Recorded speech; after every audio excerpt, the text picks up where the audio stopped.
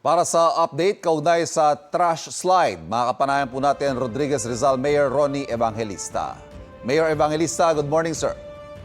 Yes, good morning. Magandang umaga sa lahat ng mga nakikinig at nanonood. Kumusta po ang ating search and rescue operations? Ilan po ang missing at ilan ang nailigtas? Yung reported na tatlong missing, meron na tayong isa na na-retrieve at nakuha na rin ng pamilya. So tatlo po talaga. Wala na, hindi na ho nagbago yung number na yan. 3 missing. Yes, so far, yes, tatlo yung reported. Kaya yung 50 na or 100, that is exaggerated naman yung number na yun. It So- is not official na report. When you say na-retrieve po yung bangkay. Yes, yung body na yung cadaver. So, nasa rescue mode pa ho ba tayo o search na lang? Because ina-assume natin na patay na. It's been 3 days, ano po? Yeah. Ano na tayo? Talagang recovery operation na lang. Yung dalawa na baka sakali na makuha natin. Kasi alam niyo naman, ang hirap ng retrieval operation. Kung bundok na mga basura yan, mahirap. Hindi ito yung ordinary lang na retrieval operation. Mayor, ano na ho yung natutukoy nating dahilan ng pagguho sa bahagi ng landfill? Initial investigation namin disclosed that ang naging sanhi talaga ay nagko-compacting kasi. Ano yan, kumbaga sinisiksik yung mga lupa at saka yung mga basura. Kaso nasa isang area lang yung 3 or 4 na bulldozer. Kaya yung weight ng mga bulldozers, ito yung nag-trigger na kaya nagkaroon ng thrust slide, sabi nila. So, hindi ito yung typical na landslide na nasa isip natin na dahil sa daming tubig or may bagyo ay nag-landslide yung area na yun. No. Ito is I think this is more of an accident.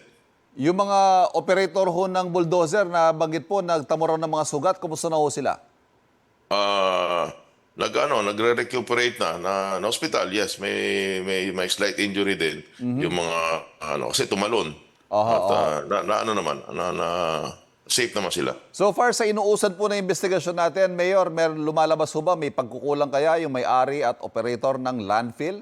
Hindi raw Ongoing yan. I do not want to preclude kung ano yung ongoing investigation ng DNR and meron din tayong mga pulis doon.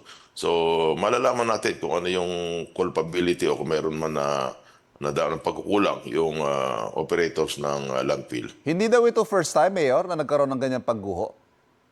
Yes, hindi naman ito first time. Actually, pag landfill talagang may tendency na No, I mean, this particular landfill talaga. sa inyo pong lugar. Meron naman dati mga reported. May ikautusan po yung yung provincial government ng Rizal na iimbestigahan itong insidente. Ano ho magiging papel ng municipal government ng Rodriguez dito sa Tayo investigasyon? po ay ito? nakikisa doon. In fact, nagganon din po ako. Immediately, nagpakandak na rin po tayo na initial investigation. Kaya But kinakailangan po kasi is further investigation ito dahil ang DNR po talaga ang tamang ehensya rito. Yung may-ari po Mag-imbestiga. ng landfill at operator, nakausap niyo na ho ba? Nakikipagtulungan ba sila sa inyo? Yes, every now and then naman nagbibigay ng update. At in fact, kahapon, sabi ko, kinakailangan pa ng additional manpower or equipment, ay magpapadala po tayo. Ang Red Cross, ganun din, ay nag-reach out sa atin kung kinakailangan. But so far, meron naman kasi silang organic na rescue capability, kaya sila na lang yung nag-undertake ng mga rescue operation. So sa ngayon po, ongoing ang operations itong landfill, Mayor? Hindi nyo pinatigil operasyon muna, pansamantala? Una bes, wala naman ako authority na magpahinto, no? Kasi sabi ko, it is a national level na yan eh.